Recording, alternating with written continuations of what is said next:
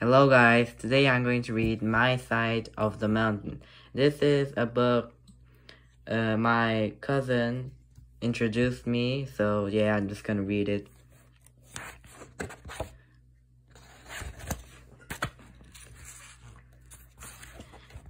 In which I hole up in a snowstorm.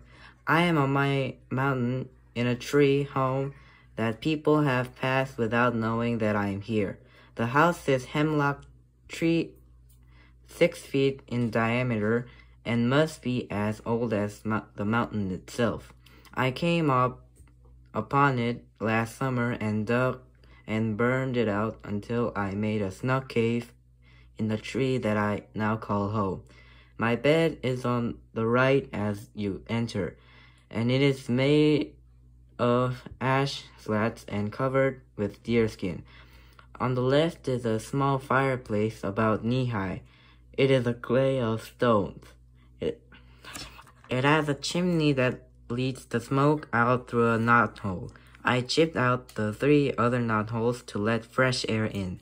The air coming out is bitter cold. It must be below 0 outside, and yet I can sit here inside my tree and write with my bare hands. The fire is small too. It doesn't take much fire to warm this tree room. It is the 4th of December, I think. It may be the 5th. I am not sure because I have not recently counted the notches in aspen pole that is my calendar.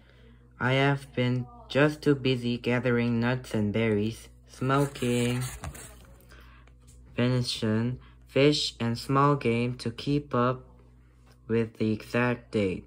The lamp I am writing is deer fat poured into a turtle shell with a strip of my old city trousers for a wick.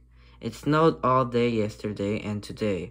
I have not been outside since the storm began, and I am bored for the first time since I ran away from home 8 months ago to live on the land.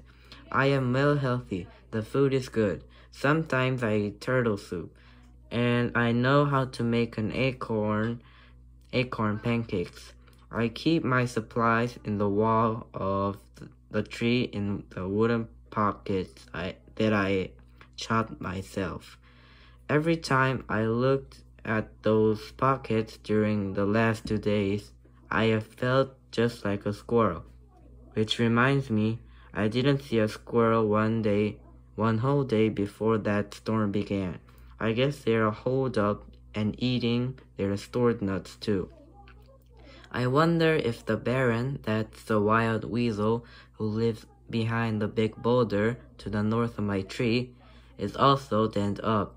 Well, anyway, I think the storm is dying down because the tree is not crying so much. When the wind really blows, the whole tree moans right down to the roots, which is where I am.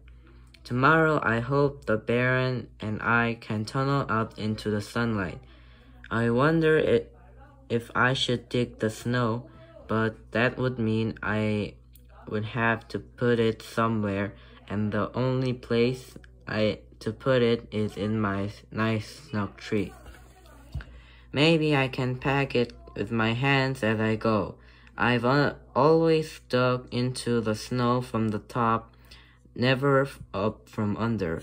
The Baron must dig up from under the snow. I wonder where he puts what he digs. Well, I guess I'll know in the morning. When I wrote that last winter, I was scared and thought maybe I'd never get out of my tree. I had been scared for 2 days, ever since the first blizzard hit the Catskill Mountains. When I came up to the sunlight, which I did by simply poking my head into the soft snow and standing up, I laughed at my dark fears. Everything was light, clean, shining, and beautiful. The sky was blue, blue, blue. The hemlock grove was laced with snow, the meadow was smooth and white, and the gorge was sparkling with ice. It was so beautiful and peaceful that I laughed out loud. I guess I laughed because my first snowstorm was over and it had not been so terrible after all. Then I shouted, "I did it!" My voice never got very far. It was hushed by the tons of snow.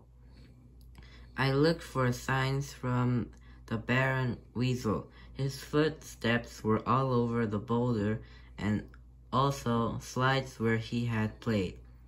He must have been up for hours enjoying the new snow. Inspired by his fun, I poked my head into my tree and whistled. Frightfully, my trained falcon flew to my fist, and we jumped and slid down the mountain, making big holes and trenches as we went.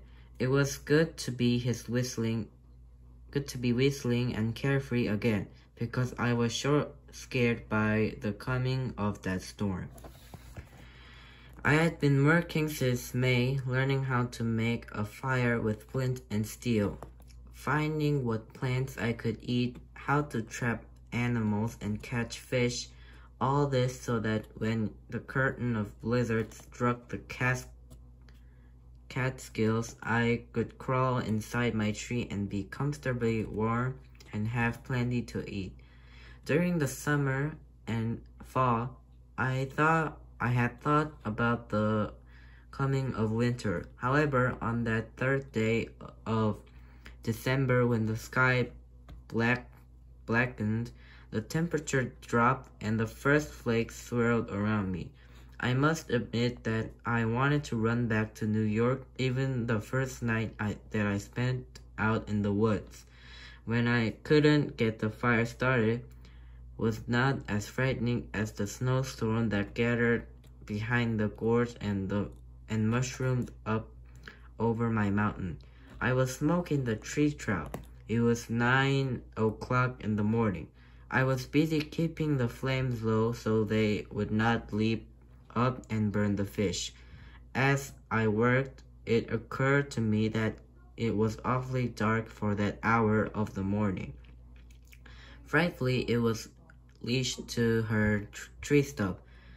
She seemed restless and pulled at her tethers. Then I realized that the forest was dead quiet.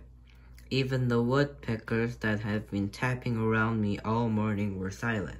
The squirrels were nowhere to be seen. The juncos and chickadees and nuthatches were gone.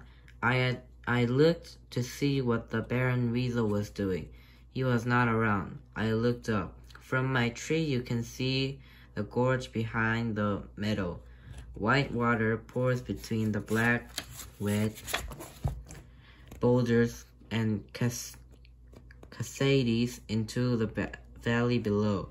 The water that day was dark as the rocks. Only the sound told me it was still falling. Above the darkness stood another darkness. The clouds of winter, black and fearsome. The clouds of winter, black and fearsome. They looked as wild as the winds that were bringing them. I grew sick with fright. I knew I had enough food. I knew everything was going to be perfectly alright. But knowing that didn't help. I was scared. I stamped out the fire and pocketed the fish. I tried to whistle for Frightful, but couldn't purse my shaking lips tight enough to get out anything. So I grabbed her by the high straps that are attached to her legs, and we dove through the deerskin door into my room in the tree. I put Frightful on the bedpost and curled up in a ball in the bed. I thought about New York and the noise and the lights, and how a snowstorm always seemed very friendly there.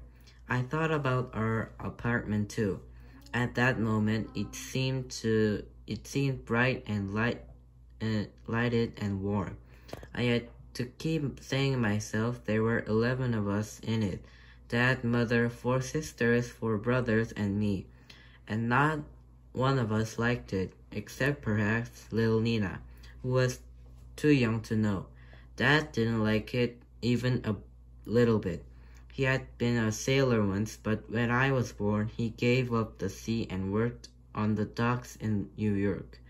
Dad didn't like the land. He liked the sea, wet and big and endless.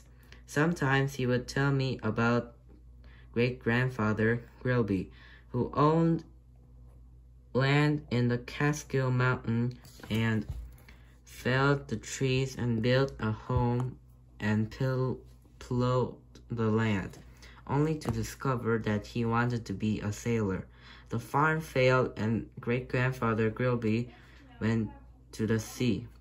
As I lay with my face buried in the sweet greasy smell of my deerskin, I could hear my dad's voice saying, "That land is still in the family's name. Somewhere in the Catskills is an old bench with me with the name Grilby carved on it. It marks the northern boundary of Greely's Folly. The land is no place for Greeley." "The land is no place for Greeley," I said. The land is no place for Greeley. And here I am, 300 feet from the bench with Greeley carved on it. I fell asleep that point, and when I awoke, I was hungry. I cracked some walnuts, got down the acorn flour I had pounded with a bit of ash to remove the bite, reached out the door for a little snow, and stirred up some acorn pancakes. I cooked them on a top of a tin can as I ate them, smothered with a blueberry jam. I knew that the land was just the place for Greeley, in which I get started on this venture. I left New York City in May. I had a penknife, a ball of cord, an axe, and $40, which I had saved from selling magazine subscriptions. I also had some flint and steel, which I had bought at a Chinese store in the city. The man in the store had showed me how to use it. He had also given me a little purse to put it in, and some tinder to catch the sparks. He had told me that if I ran out of tinder, I should burn cloth and use the charred ashes. I thanked him and said, "This is the kind of thing I am not going to forget." On the train north to Catskills, I unwrapped my flint and steel and practiced hitting them together to make sparks. On the wrapping paper, I made these notes. "A hard, brisk strike is best. Remember to hold the steel in the left hand and the flint in the right, and hit the steel with the flint. The trouble is, the sparks go every which way." And that was the trouble. I did not get a fire going that night. As I mentioned, this was a scary experience. I hitched rides to Catskill Mountains.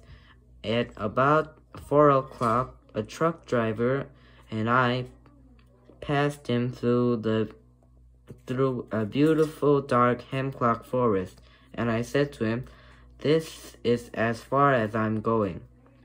He looked around and said, "You live here?" "No," I said, "but I'm running away from my home, and this is just the kind of forest I have always dreamed I would run to, and I think I'll camp here tonight." I hopped out of the cab. Okay, so that's it. So I guess I'm going to end this video. Bye.